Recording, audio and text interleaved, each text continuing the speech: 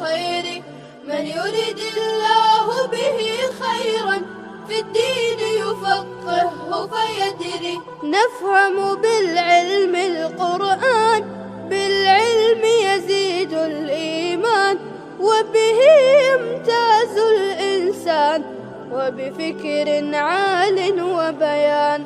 تنزل بالعلم الرحمات، بالعلم تنال الجنات، وبه ترتفع الدرجات، وتضاعف فيه الحسنات.